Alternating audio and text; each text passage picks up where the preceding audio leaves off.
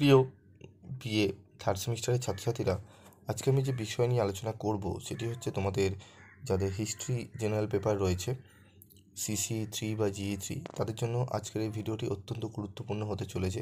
কারণ আজকের এই ভিডিওতে আমি আলোচনা করব তোমাদের দুটি গুরুত্বপূর্ণ প্রশ্ন, যে প্রশ্নগুলো তোমাদের পরীক্ষা আসার সম্ভাবনা রয়েছে। কী প্রশ্ন সেটি শুনে নাও। প্রথম প্রশ্ন হচ্ছে, দাক্ষিণাত্য খৎ বলতে কী বোঝো? দাক্ষিণাত্য খৎ সম্পর্কে টিকা লেখো। অথবা দাক্ষিণাত্য ঔরঙ্গজেবের পতনের জন্য কতটা দায়ী ছিল? ঔরঙ্গজেবের পতনের জন্য এই দাক্ষিণাত্য খৎ কতটা দায়ী ছিল? এই একটি প্রশ্ন রয়েছে। আরেকটি প্রশ্ন রয়েছে, আলোচনা হবে, সেটি হচ্ছে তালিকোটার যুদ্ধ সম্পর্কে সংক্ষেপে বা সংক্ষিপ্ত টিকা লেখো।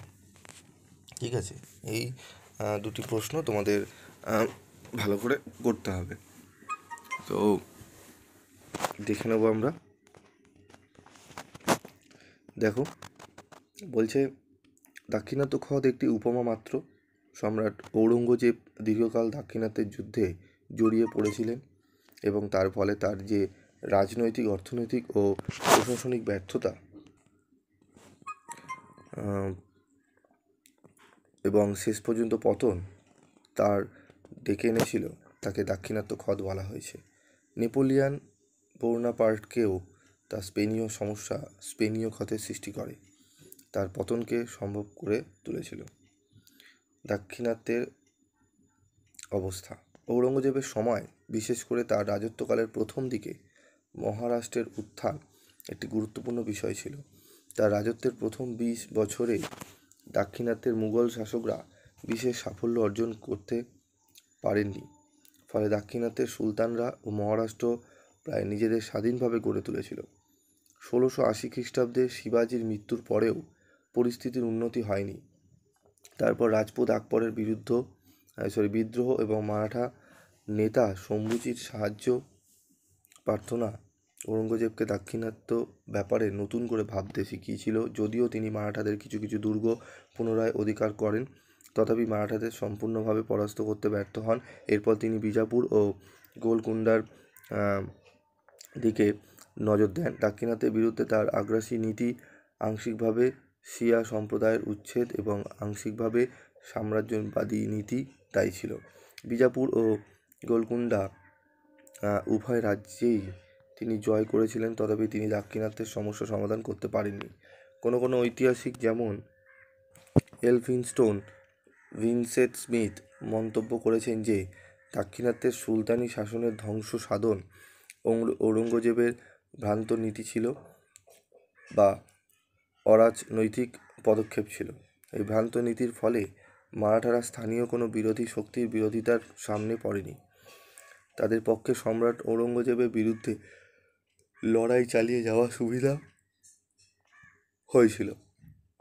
কিন্তু স্যার যদুনাথ সরকার মন্তব্য করেছেন যে মারাঠাদের মধ্যে সেই সময় যে নতুন শক্তির সঞ্চার হয়েছিল তা দুর্বল ও পতনমুখ দাক্ষিণাত্যের সুলতানদের সাহায্যে নিয়েই সম্রাট ঔরঙ্গজেব দমন করতে পারতেন না।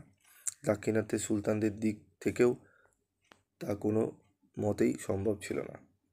মারাঠা মুঘল দ্বন্দ্ব, মারাঠাদের ক্ষেত্রে ঔরঙ্গজেব প্রারম্ভিক সাফল্য লাভ করেছিলেন। 11ই মার্চ 1679 খ্রিস্টাব্দে শম্ভুজিকে হত্যা করা হয়। তার রাজধানী রায়গড় অধিকার করা হয়। তবে শম্ভুজির ভ্রাতা রাজারাম পালিয়ে গিয়েছিলেন, কিন্তু শম্ভুজির পুত্র শাহুকে বন্দী করা হয় এবং শাহু দীর্ঘকাল মুঘল আশ্রয়ে ছিলেন। 1690 খ্রিস্টাব্দ নাগাদ সম্রাট ঔরঙ্গজেব প্রায় সমগ্র ভারতের অধিপতি হন। তার ক্ষমতা সূর্যের মধ্য গগনে অবস্থানের মতো ছিল, কিন্তু এই বিশাল সাফল্যই তার পতন ডেকে এনেছিল। তার পক্ষে একা মুঘল সাম্রাজ্যের বিভিন্ন সমস্যা সমাধান করা সম্ভব ছিল না। আর্থিক অনটন, বিভিন্ন স্থানে বিদ্রোহ এবং স্থানীয় শাসকদের স্বাধীনরূপে আত্মপ্রকাশ, অভিজাত শ্রেণীর মধ্যে অসন্তোষ ও বিদ্রোহ, তাদের গোষ্ঠীদ্বন্দ্ব এবং শাসক ও পোষ্যবৃন্দের মধ্যে দেওয়া নেবার সুসম্পর্ক ভেঙে পড়েছিল। জায়গিরদারি সংকট ব্যাপক সমস্যার সৃষ্টি করেছিল। সম্রাট আটকে পড়েন দাক্ষিণাত্যে।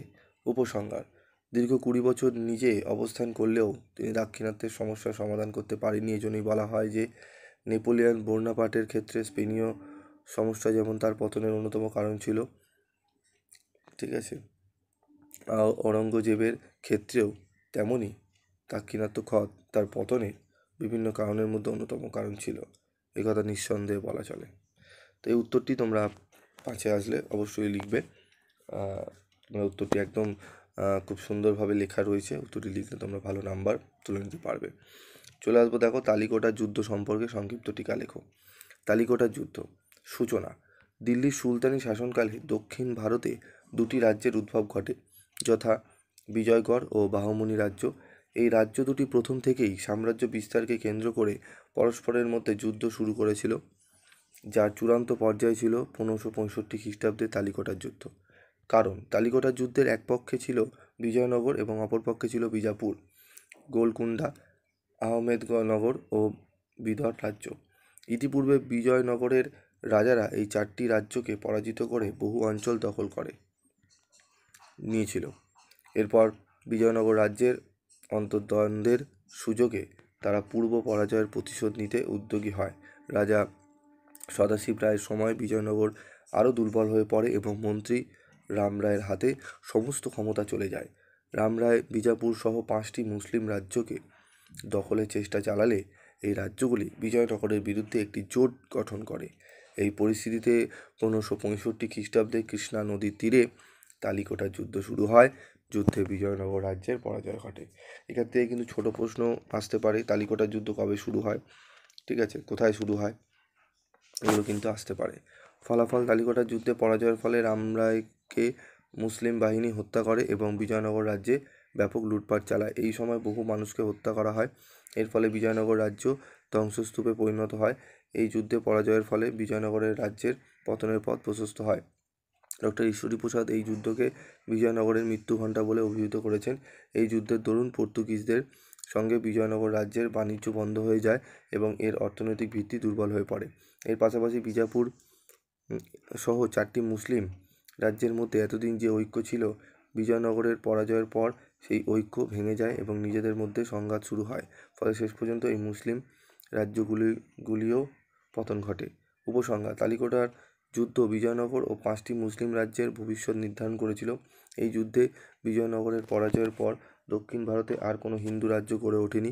অন্যদিকে মুসলিম রাজ্যগুলির মধ্যে বিবাদের ফলে তারা দুর্বল হয়ে পড়েছিল, যার ফলে মুঘল শক্তি সহজেই এক রাজ্যগুলি জয় করতে সক্ষম হয়েছিল, এই রাজ্যগুলি। তো দুটোই দেখলেন, উত্তর আমি তোমাদের একদম আলোচনা করে দিলাম। তোমরা আশা করি পুরো ভিডিওটি শুনেছো স্কিপ না করে। তো তোমরা এই দুটি প্রশ্নের উত্তর ভালো করে রেডি করে নাও। আমি আরও কিছু প্রশ্নের উত্তর দেব এবং তোমাদের লাস্ট মিনিটের সাজেশান তো দিয়েছি, মক টেস্ট পেপারও তোমাদের বা মডেল পেপারও দেবো, যেটি কোনো ইয়ারের প্রশ্ন নয়। অনেকেই দিচ্ছে 2021-এর প্রশ্নপত্রটি পুরো দিয়ে বলছে এটি mock test paper, model paper. যাই হোক, জানি না কী কারণে দেওয়া হচ্ছে তোমাদের, এখান থেকে তোমরা খুব বিভ্রান্ত হবে, কারণ 2021-এর পুরো ডিটো প্রশ্ন বা ওখান থেকে হয়তো 40% 50% আসবে কিনা সন্দেহ রয়েছে, ঠিক আছে। ইতিহাসে এরকম হয় না। যাই হোক, তোমরা খুব ভালো ভেবেচিন্তে করো, কারণ ওরকম যদি করে যাও খুব অসুবিধায় তোমরা পড়বে, ঠিক আছে। আজকের মতো এটুকুই, দেখা হচ্ছে পরবর্তী ভিডিও ক্লাসে।